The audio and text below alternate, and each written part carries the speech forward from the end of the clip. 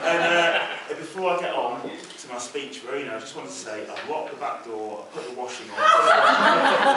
The dogs are safe, every plug is off, so just chill out a little bit. Anyone who's been to our house will understand the regime that I live under. So basically, my job's really easy because we just do a series of toasts. You'll see there's a glass of champagne out for everyone. Don't sip it all in the first go because you won't get any more budget than stretch to it. So obviously I've got to praise everyone at the table. So, you know, let's go in turn. Sheila, this is Rowena's mother. Thank you for welcoming me to the family. You've been very welcoming. You've got used to my dietary requirements, which I need to be fed every 3 hours and you have to go in the cupboards. She did fire you when his mum said that. Yeah, well, shut up. You share my joy of getting reduced to clear items in a supermarket, even though you won't admit it. You're a fellow member of the squeeze middle. Anyone who understands any other band will get that joke. Right. Next. Ken, obviously you've seen that he's a bit of a wild card. Any man who first shakes the new boyfriend's hand and says, "You're a psychiatrist, don't you think she's a nutter?" Is I don't think I used those words. You did. You used the word nutter, and I should say that the 2 previous times I've been to Shepshed was for mental health act assessment. And then suddenly there was this guy shouting more gibberish than I'd heard off the other 2 people. So, there are a number of psychiatrists here. There's 3 on the top table, there's more coming later, so just watch your back, Ken. Okay. But on a serious note, and Ken's already kind of blown the surprise. He's been married for 5 years, Mum and Dad have been married 40 years. And I think it's really important to, you know, kind of reflect on the importance of marriage. So, you know, Mum and Dad and Ken and Sheila have set a wonderful example of life, you know, kind of being married. I'd also like to thank my own Mum and Dad for obviously, you know, kind of like sending me to private school. There's some guys on the back table who, for the last 10 years, have slated you for that. But they've always been too chicken to say anything about it, so if you want to come forward and talk about it, then please do. But, you know, kind of, What's that, the old house? if you want to speak to my dad about it, he paid. He just developed me into the guy who I am. Golden handshake? Yeah, exactly. You know, very well cultured, great table manners. Great cities of Europe. Exactly, great cities of Europe, Gambia. You know, all the privileged lifestyle that I got hammered for at university. Real man much. There's two other guys from private school at the back if you want to hammer them. Look at the way they're sat. Yeah. So I'd like to prepare the first toast to say, like, in the bond of marriage, or the, you know, the sanctity of marriage. So the sanctity of marriage. The sanctity of marriage. Yeah, which sounds really kind of important, doesn't it? Well, you know what I mean. Okay. I'd also like to give a gift to the mothers if Jane just runs off. Yeah, exactly. It goes a bit quicker. So I'm just stood here, kind of like trying to ad lib.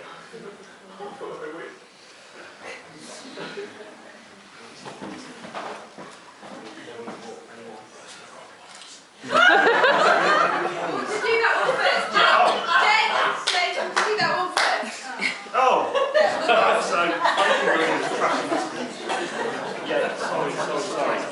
Right, okay, obviously the mothers aren't getting Pandora charts. These are the bridesmaids. Can I ask why you need to like stand up?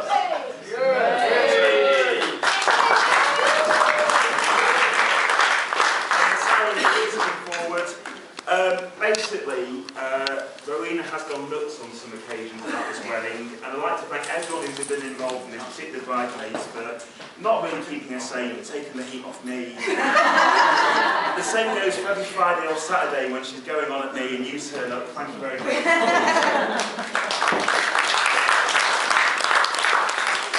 Okay. Right, so I think we're on the right track now. Yeah, the surprise has been spoiled, but you know, let's not get too distracted by this. So, thank you, Jay. What a nice pair. I love a nice pair. So, the these are gifts for Sheila. Thank you very much for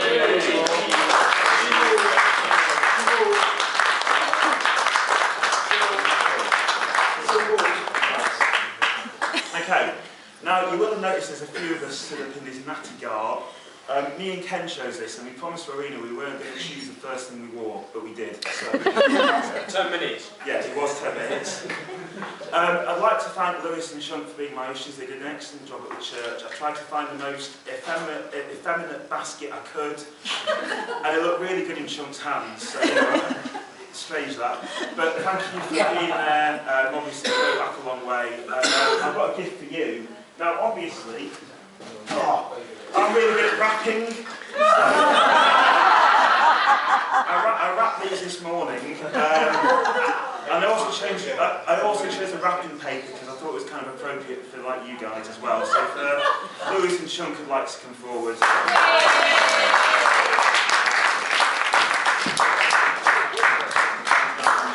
You should enjoy it. Joe, Lewis, let's see you really big friendlies.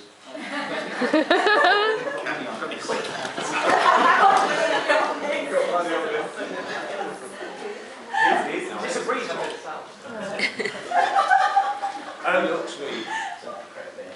Now, as well, I should give a special mention that people have said to me, why we got married on the 21st of December, it's so near Christmas.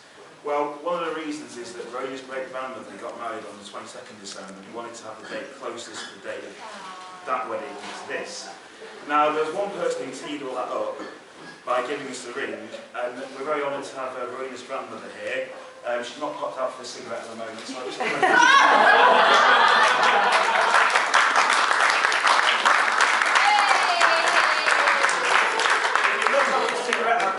They smoke cigarettes in a box that isn't kind of like rectangular but kind of an odd shape. If you want to see that being reenacted, just try and catch Jean before you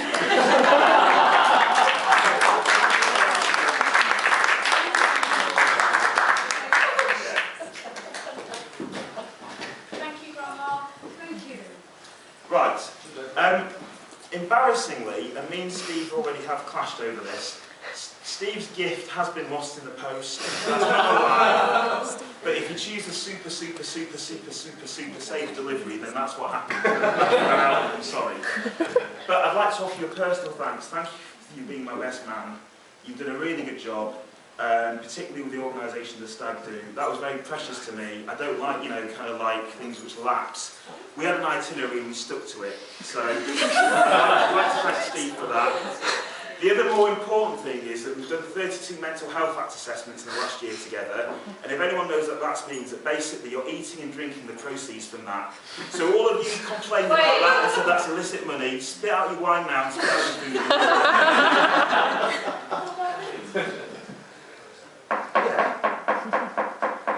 I'm coming on to you. Right.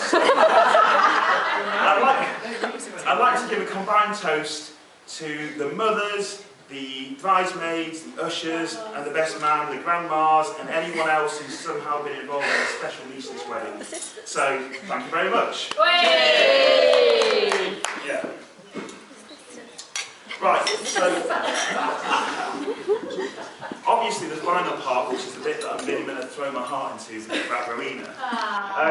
What can I say? And when I say that, I mean actually, what can I say? I tell Rowena she looks beautiful every day and she makes a vomiting noise and says you're really disgusting, so obviously I can't say that. When we first met, she described anyone wanting to get married would be insane. So, on the mental health act theme, she's obviously sectioning herself there. She has changed a lot though. She Sky Pluses Don't Tell the Bride. She cries for the brides on the television. 4 weddings, if anyone's seen that, she's well into that. So well done for becoming like a more rounded woman. It's a whole episode of my life, Tim. Well, it's one that's resulted in you being married, so it doesn't really matter. Now, obviously Steve's going to go into some more detail, but Rowena and I had an odd relation with the fact that we knew each other for a very long time before anything happened. And actually, I remember our first ever phone call, and those of you who really know me know that I love a date, so it was the 14th of August 2009, about 2:30 PM. What was happening in the news? What was happening in the news was, I can't quite remember, basically I remember this phone call got put to me at Paget House, and someone said, oh, there's a treatment worker from Hinckley, so I was imagining some kind of like, you know, kind of middle-aged man, hippie man. And this woman said to me, oh, hi, I've not met you before, but I need you to do something for me. What I think was really, you know, kind of not fair was that she was trying to get control of me from that very early stage. And obviously I was keen to impress, so I said yes, but unfortunately I let my guard down and set the precedent. And then, when it came to me and Marina arranging our first date, I just woke up one morning and thought, I have to go on a date with Marina. And it was in the same 24-hour period that I remortgaged my house. I was texting my friend saying, you know, God, it's all going on at the moment. And I tell you what, 2.49% was the best thing that I've ever done.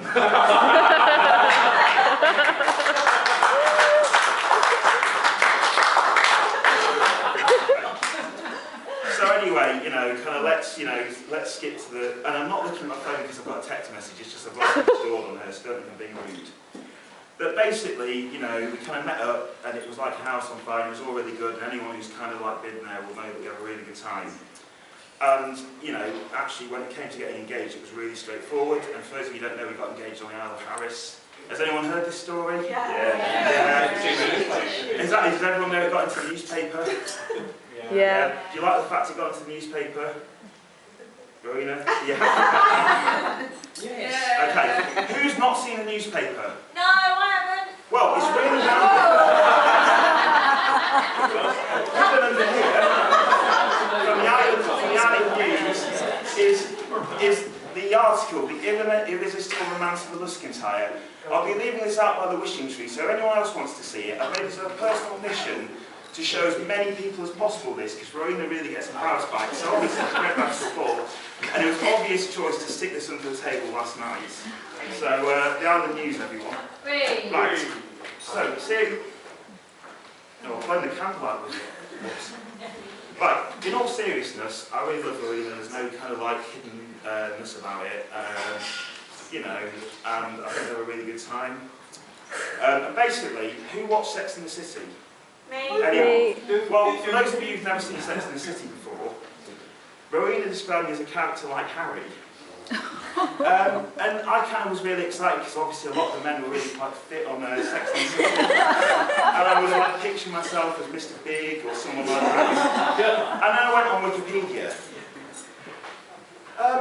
Harry was the ugly lawyer she requested because she didn't want the handsome lawyer she was initially Harry was bald, sweaty, clumsy, uncouth, and his greatest sin Jewish. Now, I am not Jewish, despite what some of the guys may have seen or heard. But I did think that was obviously a misprint or something like that. So I went and looked at I went and looked at the official Sex and the City website. So we read, Harry Goldenblatt was the antithesis of what she seeks in a man. He was bald, pudgy, messy, sweaty, crude, had poor manners and had an excess of body hair. Yes, okay, it does kind of describe me. But Harry was very attracted to Charlotte and seduced her. That is definitely true. Marathon champagne, 20 quid a bottle seemed to work. Charlotte realised that she actually really loved Harry and she began to fall for him. Initially, she tried to change him to suit her, to the image of a man who she thought should be, but ultimately she accepted him as who he was and the two were married. And I think nothing else says it more. Clearly my table manners are dire. I don't keep my weepy bin in the front room of my house. Anyone who's come to the land knows that sterile is kind of completely clean. And basically we're dead happy. So I realise I've not really done enough toast, so just basically down your drink and to... Marina.